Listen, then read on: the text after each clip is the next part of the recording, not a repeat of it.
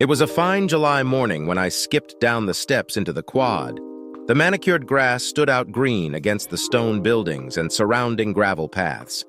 As a member of the staff, I was privileged to walk upon that hallowed turf.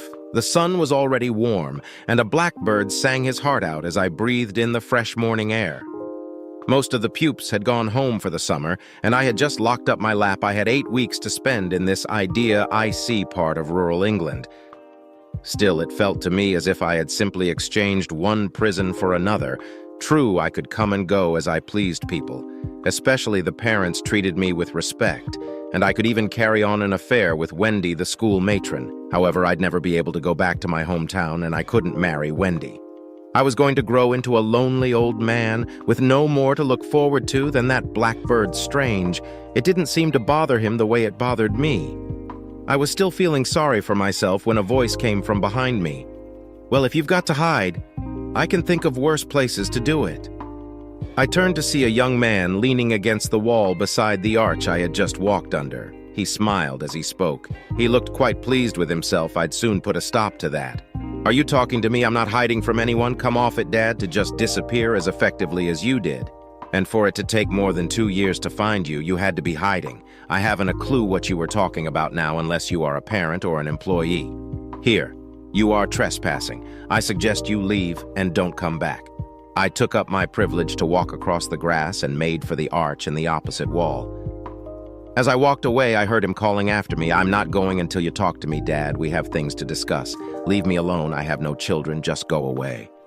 I strode quickly through the cloisters towards my flat. I could hear him behind me, his footsteps ringing out on the flagstones. I pulled out my key and let myself, and closing the door behind me, he hammered on the door several times before shouting through the letterbox, "You'll have to come out sometime. I'm not going anywhere. I just want to talk to you."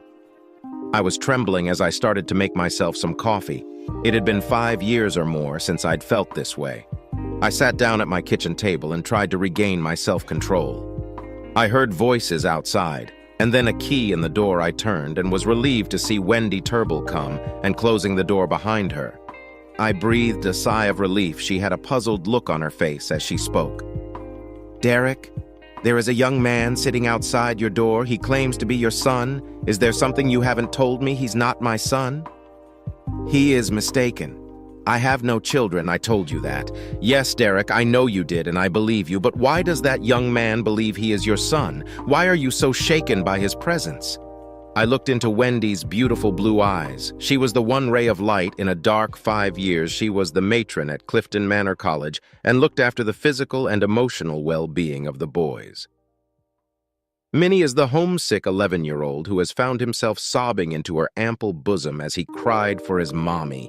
The older boys would give their right arms for a similar cuddle, even in her nurse's uniform. She looked lovely to me over the last 2 years. We had struck up a relationship and had got to the stage where we each had a key for the other's flat. In fact, the only thing stopping us from sharing a flat was the talk amongst the boys, and the effect it might have on the school if the parents found out I sat down with my head in my hands.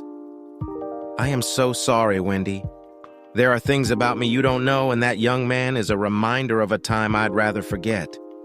Nevertheless, he is not my son. He may think he is, but he is wrong. So tell me, Derek, why would he think he is your son because I'm married to his mother?" Wendy sat down, a shocked look on her face. "Well, that certainly explains a few things. You mean like why I haven't asked you to marry me?" "Yes, that's the reason I can't marry you or anyone else, because I'm still married to her, so divorce her I can wait. I can't divorce her without revealing my whereabouts, though. That might be academic now. Now I'm really worried, Derek. Have you done something bad? Is that why you don't want to be found? I've done nothing that I haven't paid for, but if they find me now, they will put me back in prison." Wendy reached out and took my hands down from my face, holding them in her hands. "Okay, Derek Callahan. First, you're going to tell me the whole story. Then we are going to get that young man in here and find out what he wants. It all started a little over 5 years ago, or at least that's when I realized what was happening. Dirty Harry, they used to call me. I thought it was just because I shared a surname with the lead character in the movie. I soon found out there was another reason. Just like Harry, I always seemed to get all the jobs. It wasn't always So I had worked at Bronseston College for 10 years and always did my fair share of evening and weekend classes, but no more than anyone else, however. Shortly after John Preston was appointed vice principal, things began to change. At first, I thought my job was under threat because I went from always exceeding my teaching hours to having to offer myself to other departments just to get close to my minimum. The thing about being below minimum hours was you couldn't refuse any course you were offered.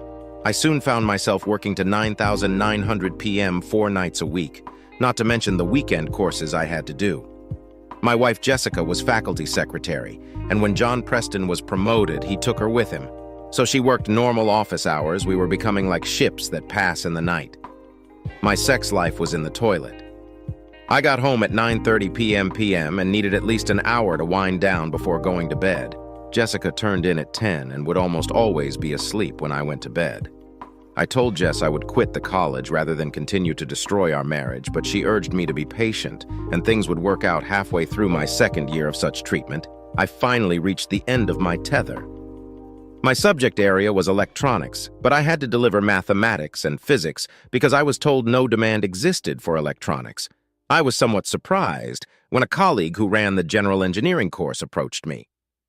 "Derek, I've got a little problem. I've got to deliver an electronics unit, and I haven't got a clue about the subject. I'm a mechanical man. Give me friction drag factors and equilibrium, and I'm the man, but this stuff, you can't see it and can't feel it. How do I teach that? I've got a few books on the subject, but I need some advice on how to deliver it and what practical work to give them. Hang on, John, are you under hours or something good?" "God, no, I'm into overtime for this."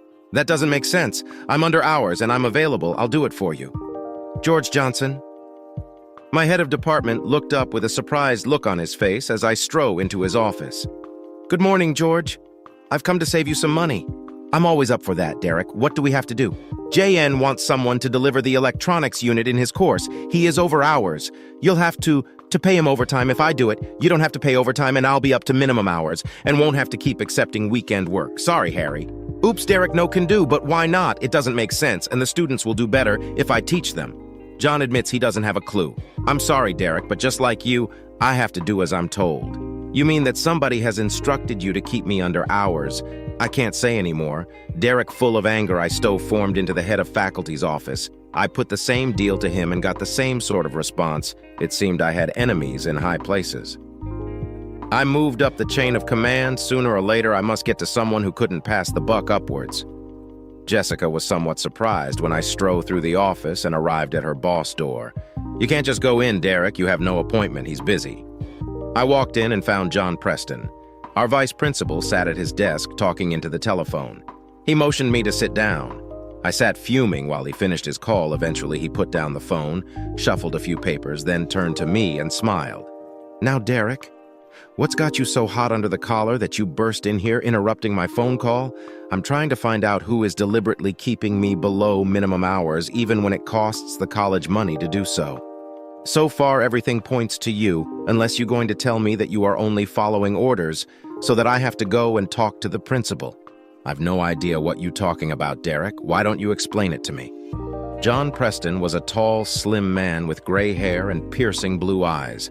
I looked into those eyes as I told him the story, hoping something would tell me that I'd got the right man. Not a flicker showed, as he told me he was most concerned that the college was spending money it didn't have. When I'd finished, he got up, walked around, and opened the door. He looked straight at me. "Well, Derek, thank you for bringing this to my attention. You can rest assured that I will get to the bottom of it as soon as I get back from the Association of Colleges conference. When will that be?" "Then, John, well, I leave tomorrow and I will be in Brighton for the next 3 days, so it will be Monday, so you'll be down in Brighton for 3 days. That's near Ditchling, isn't it?" "Well, I would say that Ditchling was near Brighton, but yes, it is nearby. Why do you ask?" "Oh, nothing really. It's just that my son lives in Ditchling." Suddenly, everything became clear. Jessica was taking the time off to visit our son in Ditchling, just a short car ride from the place her boss was staying for the next 3 days. It seemed absurd, but it was certainly an explanation. He made sure I had to work on social hours so I wouldn't be home to question where my wife was. "Are you all right?" Derek, Jessica asked as I walked out the office. I obviously looked as stunned as I felt. I tried to pull myself together. "What? Oh yeah, I'm fine. Just got something on my mind. Is it something I can help with?" No, it's work-rated, nothing for you to worry about. That night, I got home to find Jessica packing for her few days away. When I walked into the bedroom, she quickly closed her suitcase. Any other day, I wouldn't have thought much of it, but today, it had a new significance. It did puzzle me why she needed to take so many clothes for 3 days with our son and his wife. I did make a comment about the weight of the case as I lifted it off the bed next morning. I offered to drive Jessica to the station. "Oh, there's no need for that, Derek. I can get a cab." "Oh, I insist. Why pay for a taxi when I have the time in a car to drive you? What sort of husband would I be if I didn't make the most of every minute I can spend with my wife?" "Well, okay then, but you won't be able to go on to the platform." She walked into the other room, taking her phone with her. We shared an uneventful trip to the station.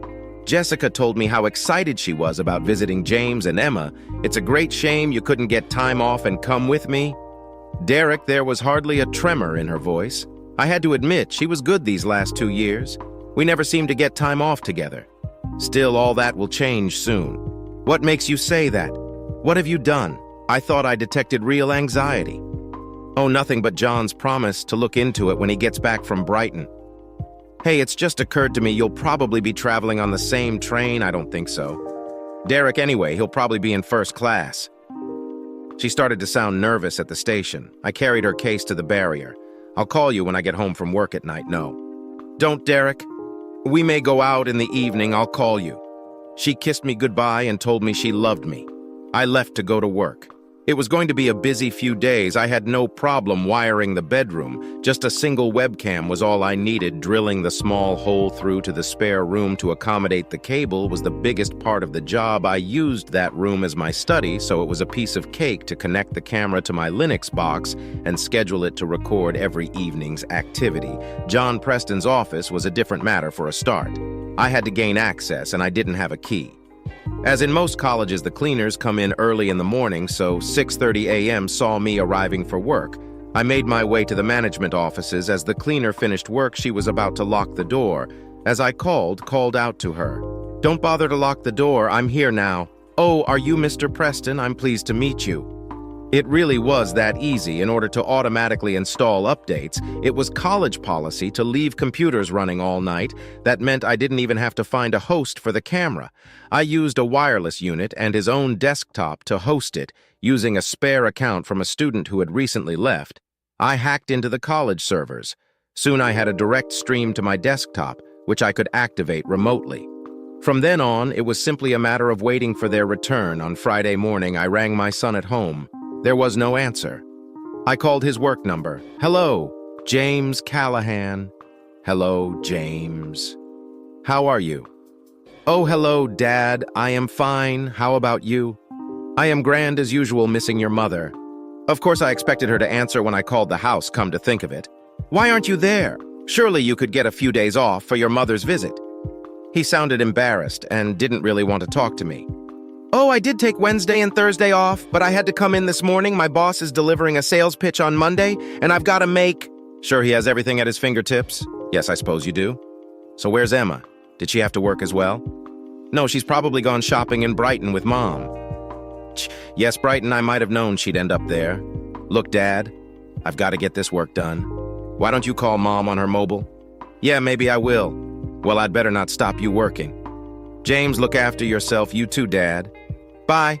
So that was that. He knew and was prepared to give her an alibi. I was sad to think that I'd probably never see or talk to him again. Wendy squeezed my hand. "So you disowned him?" "I suppose I can understand that if he knew what she was doing and kept it from you. I don't think it's right, but I can understand. I was starting to get very tense and Wendy could see it. I sat there and she held me to her chest. I was certainly glad to have her with me. Looking down at those gorgeous jugs was some compensation for my world falling apart again. It took a few minutes for me to recover my composure. "So you collected the evidence and got a divorce. They don't put you in prison for that, do they?" "No, Wendy, they don't. And if that's all I'd done, I would have been okay. I'm afraid I went further than that. You probably won't like me much when you find out. I think I'll be the judge of that Derek. Now, why don't you tell me the rest of the story before we call him in to see what he wants?" When Jessica came home on Sunday, I did my best to act normally. To be honest, it wasn't difficult. We hardly ever had sex because she was always too tired during the week. We hardly saw each other anyway. On Tuesday evening, I checked the live stream from John Preston's office, sure enough. As soon as most people had left, Jessica joined him. They started hugging and kissing, and his hands were on her ARS. By the time I went to teach my class during break, I checked again just in time to see Jessica B over his desk with no skirt or panties being screwed by the end of classes they had gone, and the office was dark the following day they left on time, so there was nothing to check. However, my bedroom camera picked up significant action. It also raised questions. Why did Jessica never tell me she liked to be screwed while tied to the bed? God knows I would have done that for her. I would have been a lot more adventurous than John Preston. Hell, he didn't even use a blindfold. Thursday, they were at it in the office again. No wonder I didn't getting any sex. Even if she'd been awake, she would have been worn out. I'm ashamed to say I let it go on another 2 weeks to see if there was a pattern. I didn't just want a divorce. I wanted to hurt them the way they had hurt me. I was running on autopilot. The only thing that kept me going to work every day was my anger. People at work commented on how snappy I'd become. Students asked what had happened to my famous sense of humor. The lovers, of course, noticed nothing by the end of the second week. I knew what I was going to do. I knew next Thursday evening would be an office sex session, so I put a plan into action. No one was surprised to see Dirty Harry working at the weekend, so no questions were asked. When I turned up, I used a library computer and another redundant account to set up a website with the name of Office Antics. It had video streaming facilities, and I set up links to various adult sites to make it look authentic. Then I produced the posters for the notice boards around college. WWW Office Antics Tocom goes live 6 p.m. on Thursday. Don't miss it this week for limited time only. This site goes live, and yes, it's going to be live. Be among the first to witness this amazing content. As the notices were taken down, I replaced them. I'd even managed to get them up on library and church notice boards around the town come Thursday. I was ready at 5:30. I added the finishing touch to the website and dubbed over the top of the video display. It read, "Tonight's content comes to live from Brunseston College at 5:55 p.m. I checked the live stream. Preston had started unbuttoning Jessica's blouse. I went off to my lesson, which was, conveniently, a computer class. After the first 5 minutes, it was clear we would get no work done first. The whispers started. Then, as they got more excited, the level rose so that I could hear every word. It's coming from this college. Hey, I recognize him. He's the vice principal. He teaches one of my math classes. Who is the old slapper he's screwing? Do know. But she's got a great pair of jugs on her. I know her. She's his secretary. Look, she's giving him a B job. I'm emailing my mates. They can't miss this. Up to that point, I had been somewhat ambivalent to the responses. On one hand, I was happy to expose the pair of them for the liars they were on the other. He was screwing my wife, the woman I loved for more than 20 years. It was that love that made me forgive her so much in the past. But not this time. My lesson had already fallen apart. But then came the comment that pushed me over the top. Oh my God, he's screwing her prezzer, you dirty scum sucker. My rage was released without really thinking about what I was doing. I left my class and hurried to the admin block. I couldn't believe they had been so complacent they hadn't even locked the door. I charged into the office, grabbing Preston by the hair. I wrenched him off my wife and slammed his forehead against the edge of the open door. He fell to the floor, where I started kicking him first in the balls, and then as he rolled over, the kicks landed in the stomach and chest. I was in a rage. My anger was with both of them. But 20 years of love and an upbringing that said it was wrong to hit women meant that Preston got it all. I was conscious of Jessica screaming at me to stop. It was only when she threw herself on top of him that I did indeed stop. I stepped back, shocked at what I had done. As I walked backwards, I came to a chair and fell down onto it. Jessica looked up at me and realized that it was safe to get up still. Half naked, she ran into her outer office, returned with her phone. I heard her talking ambulance. She said there has been an accident, and I think a man is badly injured. Better call the police.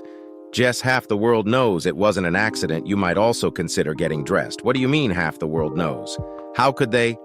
Your antics tonight have been broadcast on the internet, and so has my attack on Preston here. In fact, it's still going out, so get dressed and call the police. Oh, Derek, you haven't one look at my face? Told her I had. She ran around the office, picking up her clothes and putting them on. As soon as she had covered herself, she called the police. She paced back and forth in the office before turning back to me. How clear were the pictures? Derek, could you see who we were? Well, my class recognized him immediately. They didn't know who you were, but I guess they do now. She put her hands to her face. Oh God, Derek, what are we going to do? Well, I'm going to sit here and wait for the police. Perhaps you better go to the hospital with Loverboy here. It wasn't love, Derek, just sex, exciting sex, because we were doing things we shouldn't, but just sex all the same. It doesn't matter anymore, Jess. You wanted or needed someone else, so now you don't have to sneak around. I'm going to be out of circulation for some time. You'll be free to screw who you like. She sat with her head in her hands, crying. The paramedics arrived first and started to treat Preston. Jessica had to decide whether to go to hospital with him or not when the police arrived, and I was led away in handcuffs. It took the police a day to decide to charge me with grievous bodily harm. Within 2 days, I was in court being formally charged. I'd opted for the duty solicitor, and he tried to get me released on bail. I'd instructed him not to do so, but he felt he had to do his best for me. The magistrate asked if I could post bail, Your Honor. I have little money. My parents are both dead, and I'm not in contact with my wife. Nor do I wish to be. I can't see any way I can raise enough money to post bail. He gave me a searching look. You realize, Mr. Callahan, without someone to post bail, I will have to remand you in custody. Would you like more time so that you can speak to your wife? No, sir. Custody is fine. I was on remand for 2 months. I got frequent visits from my solicitor trying to convince me to plead not guilty due to temporary insanity. I had several requests from Jessica for a visiting order so she could come and see me. I refused. My solicitor told me under British law, a wife cannot be forced to give evidence against her husband, and Jessica had refused. Of course, it had gone out over the internet, so there would be plenty of other witnesses when you're in prison. It's surprising what you find funny. I got a letter from the college human resource department informing me that I was the subject of a disciplinary hearing and asking who I wanted to represent my interests. I found it amusing that even in the face of overwhelming evidence, they still had to go through their procedure. I wrote back, saying I was offering no defense. The next communication from them told me I'd been fired, and all about the appeals procedure, unable to get in to see me. Jessica also resorted to writing letters. My dearest Derek, I have no idea how to apologize for what I've done to you. Please believe I didn't do it to hurt you, nor did love have anything to do with it. I can't explain why I did what I did, but I have to tell you that you are and always have been my one and only love. I know you have been dismissed by the college. They are waiting for John to get out of hospital before they hold his disciplinary hearing. He has several broken ribs and had a collapsed lung. The doctors aren't sure whether he will be infertile. I've told him I'll tell the principal that he used his position to force me to have sex with him unless he withdraws all charges and refuses to give evidence. I will do it, my love. I'll do anything to get you out of that place so that I can start to make amends from what I have done to you. No matter how long it takes, I will wait for you, my love. And I hope that one day you may be able to forgive me all my love, Jessica. I screwed it up and threw it away. A month later, she wrote again, my dearest Derek. I am so sorry, not just for what I've done to you, but also because I failed to persuade John to drop the charges he didn't believe I would do. What I said he was wrong. I went with my union rep to see the principal. I told him JN had pressured me into having sex with him and made sure you were always out of the way when we met. I don't know if he believed me, but it didn't matter. The union started a sexual harassment action. Both John and I were dismissed. Sad to say, that has made John more determined to ensure you go to prison. I'm so sorry, my love. I tried my best. Your solicitor says you refuse to consider the only defense that might work. Please, reconsider, my love. You don't deserve to be in that place. You did what you did, because we drove you to it. I will always love you, and will wait as long as it takes. All my love, Jessica. I have to admit, I was surprised they'd fired Preston. I'd expected the management to close ranks around him, but Jessica had given them no choice. My trial was almost a non-event. My barrister tried to persuade me to use the temporary insanity plea, but once again I refused. I insisted I would plead guilty. I was happy for him to use extreme provocation and mitigation. My guilty plea meant the prosecution didn't have to offer any evidence other than the extent of John Preston's injuries. They did this. Using photographs and medical reports, he was peeved that he wasn't asked to tell the court his side of the story. Jessica and James were there. She was crying most of the time, and he was trying to comfort her. The judge listened to my barrister's pleas of mitigation before turning his attention to me. Mr. Callahan, your counsel has made a very good case that you were acting while the balance of your mind was disturbed. I take it the option to use that as a defense has been mentioned to you. Yes, sir, it has. Do you wish to change your plea? No, sir, I committed the crimes, and I am willing to take my punishment very well. Derek Callahan, you have pleaded guilty to the charge that you assaulted Mr. John Preston, causing him grievous bodily harm. This is a very serious offense, and one for which I could hand down a sentence of up to 20 years in prison, however your counsel has made a good case for extreme provocation in that Mr. Preston was abusing his power to keep you out of the way so he could have sex with your wife. I find this to be the sort of provocation few men could resist. Even given this situation, I would still be bound to sentence you to 10 years in prison. However, at the point of your arrest, you pleaded guilty to the charges, saving the taxpayers significant expense and saving your victim the trauma of reliving the attack under the guidelines given to me. I can therefore have the sentence, Mr. Callahan. I sentenced you to spend 5 years in prison. I looked at the public gallery. Preston was punching the air as if he had won some sort of victory. Jessica just gasped and buried her head in her hands as the wearers took me down to the cells. My barrister came to my cell after the trial. Well, Mr. Callahan, I still think I could have got you off. But 5 years is a good result. If you keep your nose clean, you could be out in 2.5 to 3 years. I suppose I should thank you for that, but to tell you the truth, I'm not sure I want to get out. What have I got to come out to? My family is destroyed. My career is in the toilet. I don't really care when I get out. Why didn't you tell me any of this before, Derek? It seems almost as if I don't know you at all. Would I have got this job if they'd known I had a criminal record? Of course not. Most people here wouldn't even talk to me if they knew. Would you have let me get close to you? Aren't you already wondering how you can dump me? If that is what you think, perhaps I should dump you. As you put it, I'm having a great deal of difficulty believing the man I know, the man I fell in love with, could do such a thing. From what you said, the violence was a split-second reaction, which given the circumstances I can understand. It's the cold-blooded planning of your wife's total humiliation that I can't believe the man you fell in love with wouldn't have done that. I am the man you know, at least I am now. Maybe the Judge and the barrister were right. Maybe the balance of my mind was disturbed. I couldn't believe she would rip my heart out again, but Preston was the guy I wanted. He made me a laughingstock. They even called me Dirty Harry because I got all the jobs some of the others must have known it was, so he could keep screwing my wife in my head. I was hitting back at him and the college. Let's see them deny a live broadcast. I thought it even went out through college servers, so they couldn't pretend it came from elsewhere. Jessica was just collateral damage to my surprise. She pulled my head back down to her jug and held it there as I cried. Rel, living that fateful day, she lifted my head again and looked at me again. Derek, you said you didn't think she could rip your heart out again had you caught Jessica cheating on you before I didn't catch her. No, she thinks I don't know. But it wasn't the first time. She's done it at least once before, shortly after we were married, if you didn't catch her. How can you be so sure I've seen the evidence? Believe me, I'm sure. Just a minute, Derek. If you've been in prison, how did you get this job? I mean, you need clear criminal records check. I laughed. If people knew just how easy it is to get around those things, they wouldn't value them so highly. You would be amazed at how many Derek Callahans there are with clean records. I just had to become one of them. We both sat holding each other. I was relieved she hadn't left me. I'd lied my way into everything since I'd left, and I hadn't been able to tell Wendy the truth. Several times I'd come close, but each time discretion got the better of my valor. I wanted to tell her, and if I'd been able to marry her, I would have. As it was, it didn't seem to be worth the risk of the information getting out.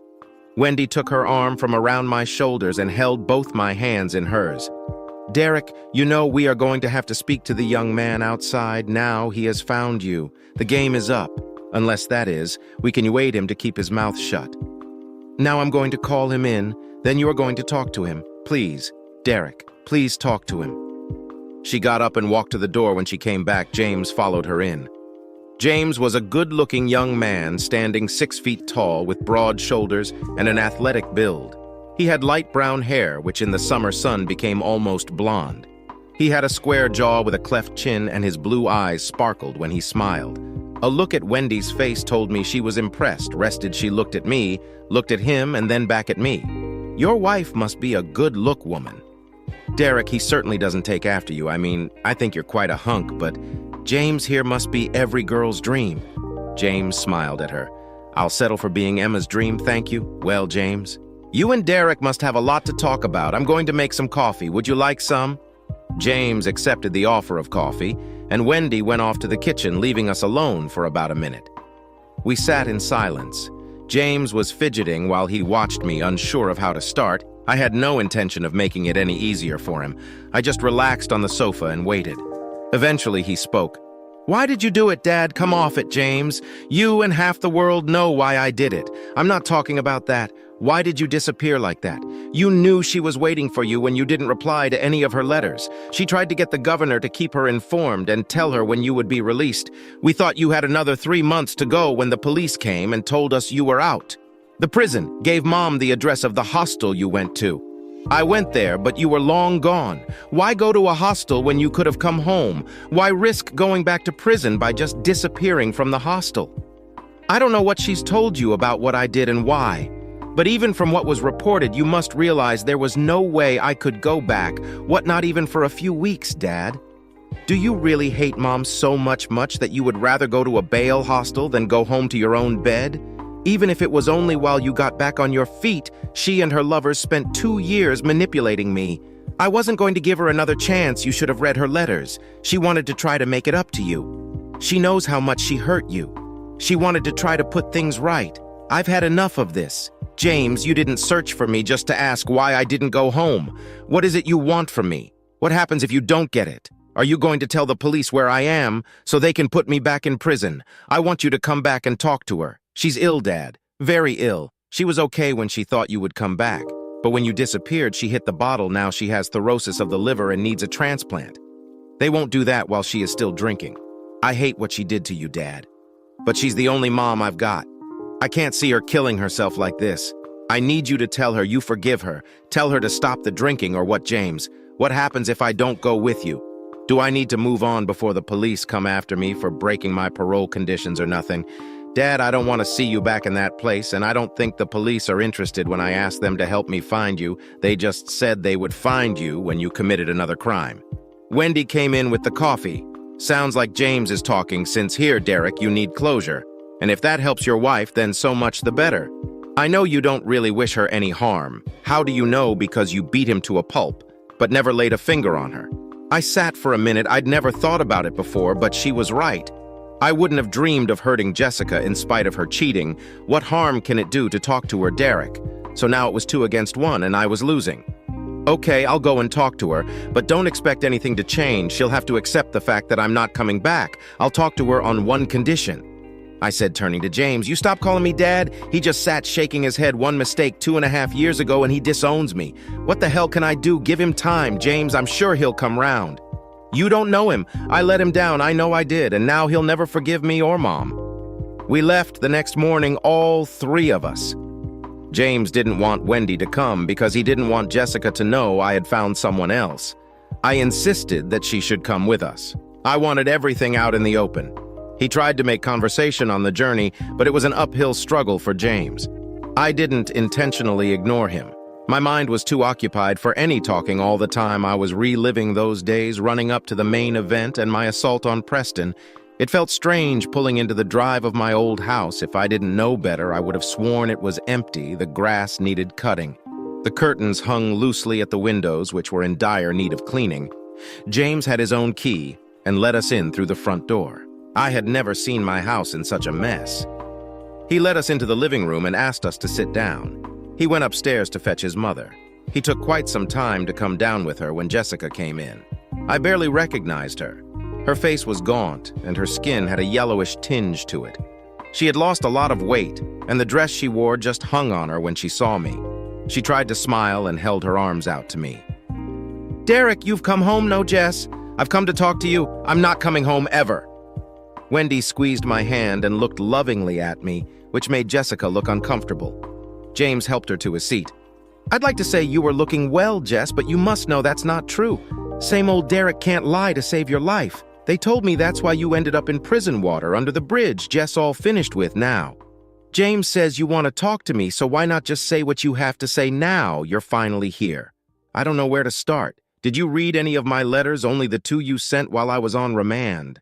The rest I didn't even open. Do you hate me that much, Derek? You didn't have to reply. But if I could just believe you read them, I'd have felt so much better. Hate had nothing to do with it. Jess, quite the reverse. I loved you so much, the only way I could deal with what we did to each other was to cut that part right out of my life.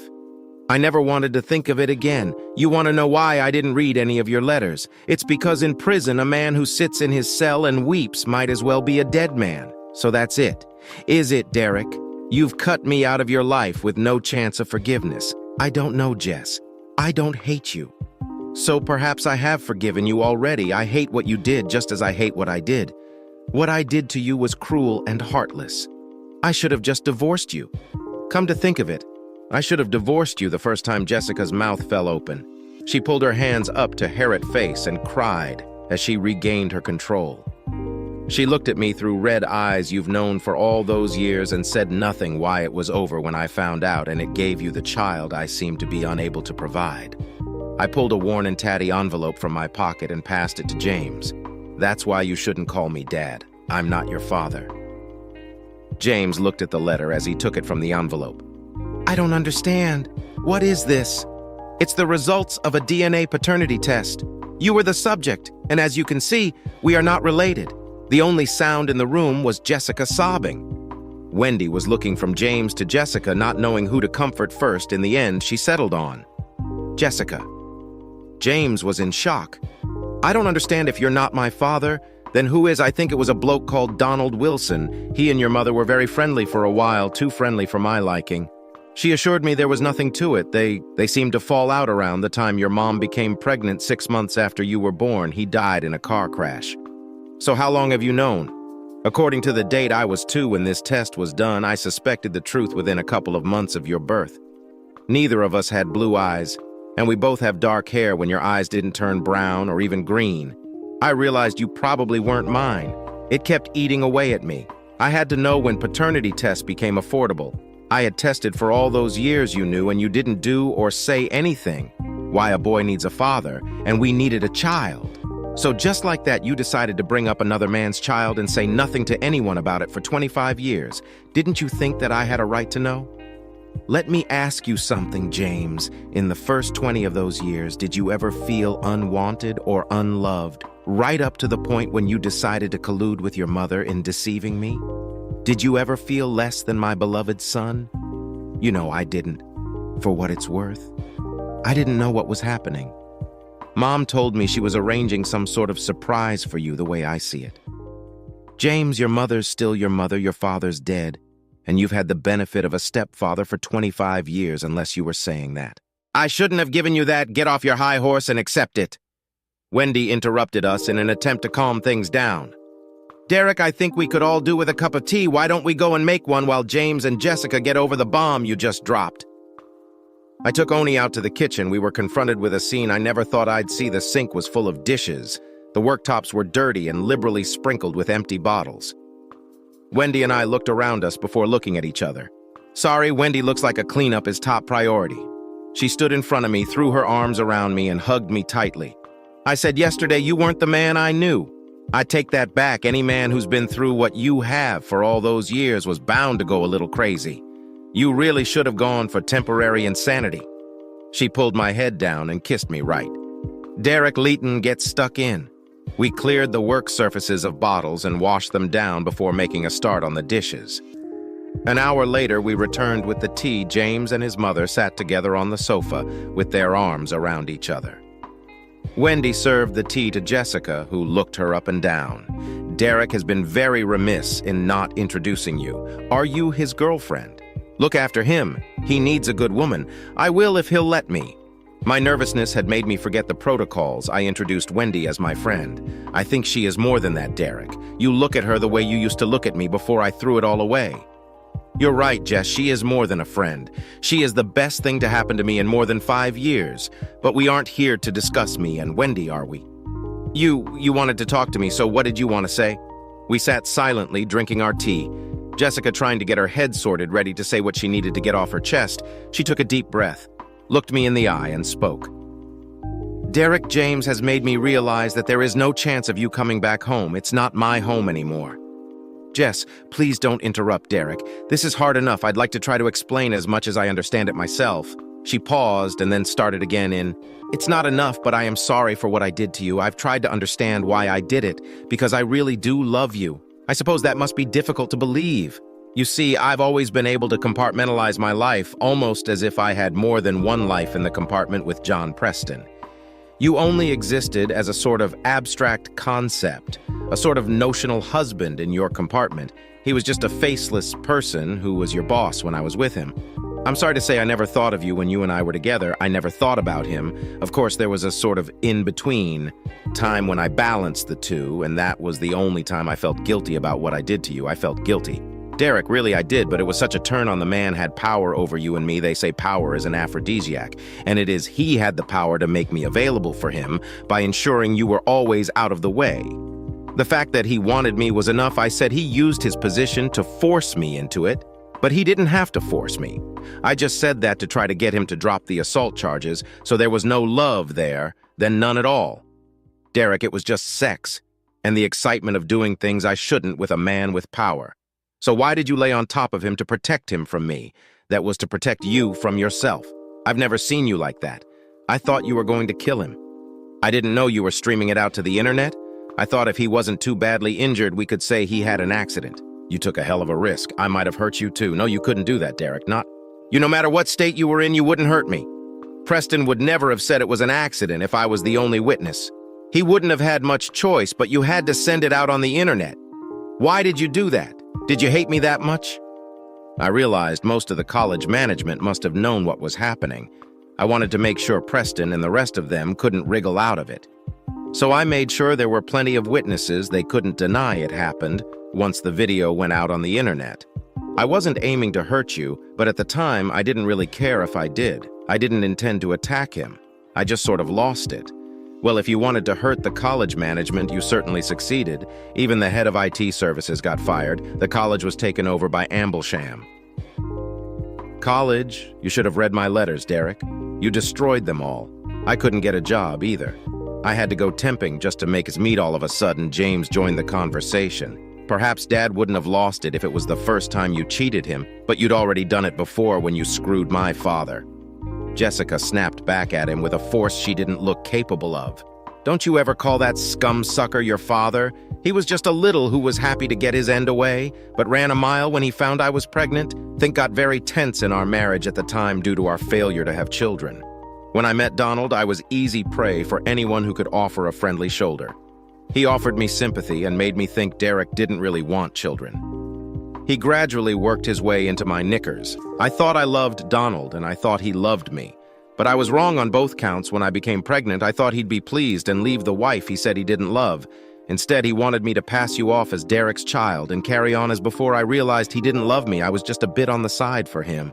I told him I never wanted to see him again, and I never did. I'm glad he died, because then he'd never try to claim you as his. When I told your father, Derek, your real father was overjoyed and couldn't wait to be a daddy. I had no idea that he knew James was left in limbo, and I have to say I felt sorry for him. However, I still found it difficult to forgive him, not for being someone else's son, but for colluding with his mother to deceive me. Emotions were running high, and it was getting too much for me. I had to bring it to an end. So Jess, you wanted to see me, and now you have where do we go from here. You must realize there is no way back for us. I suppose you're right, Derek. I had hoped I could make it up to you, but I can see that's a tall order. I wonder, could we possibly be friends? That depends on you, Jess. I don't have many drunks as friends. I'll get cleaned up, Derek. I will. I've got a place on a residential program to get dried out if I stay off the booze for 6 months. They'll consider me for a liver transplant. Do you think you'll manage it? I'll try, Derek, especially if we can be friends. I know you don't feel you can come and see me, but can I write to you? Will you read my letters? You write him? And I'll read him, Jess. I can't promise anymore. We wound things up, and I got back in the car for the long drive home. At first, it was a quiet write. Wendy repeatedly squeezed my leg or pressed her face to my arm. When we pulled into a motorway service center, we started to chat. It was small talk at first, while we decided whether or not to eat there when we decided we would, and sat down when he decided to get to the point. Do I know everything now, Derek? Or is there any more to come out, only what happened in prison? I haven't told anyone about that, and I probably never will. She reached out and squeezed my hand. Was it really that awful? I did things in there I was pleased about, but I also had to do things I wouldn't normally have dreamed of. However, my life was a lot better than many. Do you think you will ever be friends with Jessica? I don't know. I'll try. That's as much as I can say right now. What about James? You dropped quite a bombshell on him today. The ball is in his court. Now that he knows the truth, it's up to him to decide what he wants to do. Wendy reached across and took both of my hands in hers. You know, you made me very proud of you today, don't you? Well, I do.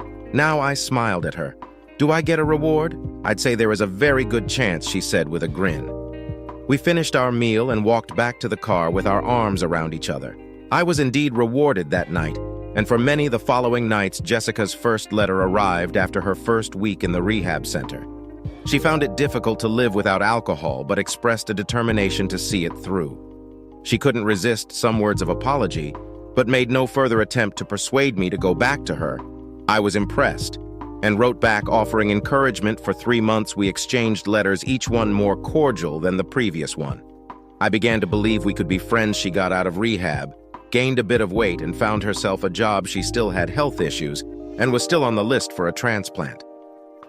I was hopeful for her recovery. It came as a surprise when the correspondence came to an end. Things had seemed to be going well, and then she didn't reply to my letters. I was surprised at how it affected me. I felt she had let me down again. Wendy tried to keep my spirits up. She told me there was probably a good reason for it, and she would be back in touch sooner or later. The first snow of winter came on the first day of December. By the following weekend, we had 2 inches of white stuff covering the landscape. The estate staff had cleared the paths, but the grass and all the surrounding landscape changed to the sort of view you see on Christmas cards. I had finished my Saturday morning classes. Walking out into the quad, I was taken completely by surprise. James was leaning against the wall of the arch and greeted me as I came out of the lap. Well, Dad, even in the winter, it still looks beautiful. One hell of a place to hide out. James, you know the whole story now, so you know we are not related. Look, I know what you said, but Mom was right. It doesn't matter whose sperm did the job. You are the only father I have never known, and I think you did a damn good job. So no matter what you say, I will always think of you as my dad, and I'm sorry I let you down. I put my arm around his shoulders for what it's worth. You're still the best son I ever had. We started to walk down the path towards the cloisters. Jessica hasn't written for a while. How is she? James stopped and put his hand on my forearm. She's dead. She died last Friday of multiple organ failure. They thought it was a urinary tract infection, but then her kidneys packed up while they were trying to stimulate them. Her heart stopped after the first heart attack. She signed a do not resuscitate agreement. She couldn't face a lifetime on dialysis, and they wouldn't do her liver unless they could find a kidney as well. I stopped and looked at him. I saw the tears coming to his eyes as I felt them welling up in mine.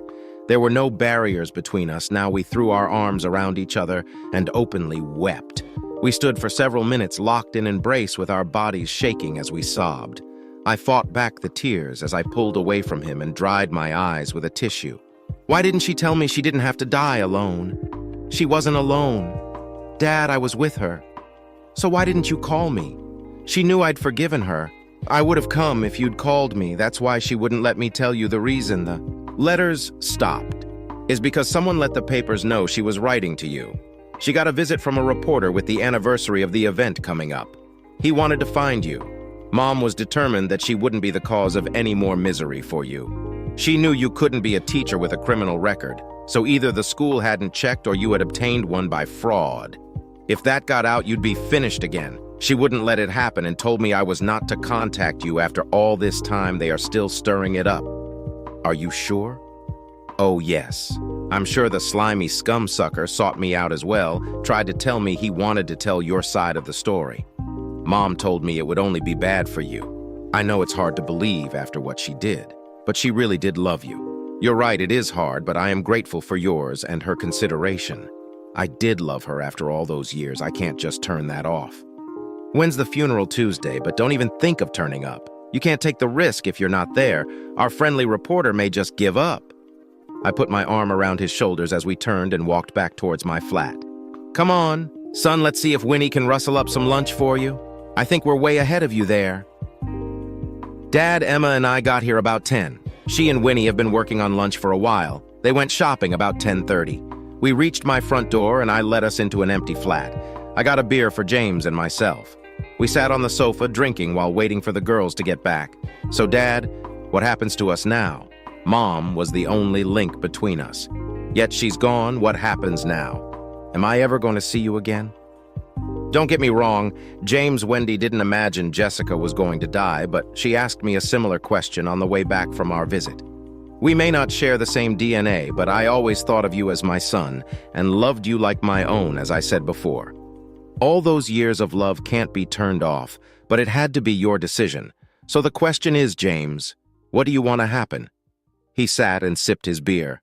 I don't want anything to happen. I want Mom's death to change nothing like she said. You are my real father. I will always think of you as my dad, and I want you to always think of me as your son. If that's what you want, then that's the way it'll be. I said as put my arm around him. We both struggled to keep the tears from our eyes as we held each other. We were still locked in an embrace when the door opened and Wendy came in. Well, it looks like you boys have come to your senses. James and I parted. I got up to help with the shopping. Emma followed Wendy into the flat. She saw me let out a scream and ran towards me. Oh, Derek, it's so good to see you. It's been a long time. Far too long. She stepped back and looked at me. You were looking very well. This place must agree with you. I looked her up and down. My son certainly had good taste. She had shoulder-length, honey blonde hair, blue eyes, plump lips, and high cheekbones. Then I remembered, and as my gaze moved down, I saw the reason her normally trim figure now had a prominent bulge in the front. I see you've noticed Derek Jr., isn't it great? I smiled. Derek Jr., are you serious? If you don't mind, James wanted it, and I agree we love you. Derek James was heartbroken about what happened to you. He loved Jessica, too. So what happened tore him apart. As soon as we found out we were having a boy, James wanted to name him after you. Please say it's all right with you. What could I say? It was fine by me. The three of us sat down to chat while Wendy prepared the lunch. The atmosphere at the table was strained, a sweet and sour affair.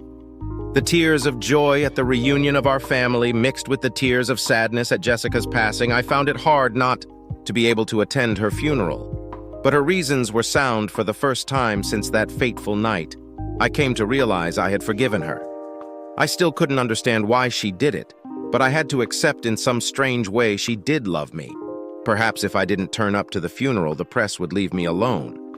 Wendy certainly thought so because she started making arrangements for Christmas. James, I'm sorry, but I really hoped Derek would spend Christmas with me and my daughters. What I would like is to come to you for New Year. It would be like a new beginning for us all. Emma was overjoyed. Wendy, I think that's a great idea. We can have my parents for Christmas, and then you and Derek for New Year. James moved on to practical subjects. The house is all yours. Now you need to give some thought to what you're going to do with it. Then, of course, there's the money. What money? I thought she was broke. The union launched an action against the college for sexual harassment. They settled out of court for £40,000. She wouldn't touch the money because she knew it was a lie, but once she started the action, she couldn't back down. She had intended to give you the money when you got out of prison to help you get back on your feet. I can't deal with that now, James. I'll have to think about it. We did spend Christmas with Wendy's daughters, and I was made very welcome. Both were pleased their mother had found someone. We got to Ditchling late New Year's Eve morning. I talked to James about the house and the money. We agreed he would handle the letting of the house. I had rented a flat on a short-term contract, just long enough to get a utility bill so I could set up a bank account as soon as the account was set up. I gave up the flat and did everything through the internet. James said he would get the solicitor to transfer the funds to my new account. You know, James, just like your mother, I don't want the money. It's tainted. Well, someone has to have it, Dad, unless you want the bankers to have it. Wendy and I have been talking. We want you to set up a trust fund for the education of Derek Jr. and any other children you might have. When you've done that, I'll transfer all the cash into it. Something good has to come out of that mess. If that's what you want, Dad, I'll do it. Pay the income from the house into the new account, and I can take it out in cash. Well, if you're careful, that should keep your whereabouts secure. That night, we all went out to a New Year party around midnight. We had the obligatory countdown and the toast to the new year. When the cheering died down, I looked at my little party and filled their glasses before proposing another toast. Ladies and gentlemen, I give you new beginnings. We all raised our glasses in the toast. As we put them down, I walked around and knelt on Oni in front of Wendy. Wendy Turnbull, would you do me the honor of becoming my wife? Wendy threw her arms around my neck. Oh, yes, Derek, yes, yes, yes. I put the engagement ring on her finger. It was a perfect fit, and so were we, as she sat looking at the chip of diamond. I stood up. I had the best feeling I'd had in more than 7 years. It truly was a new beginning.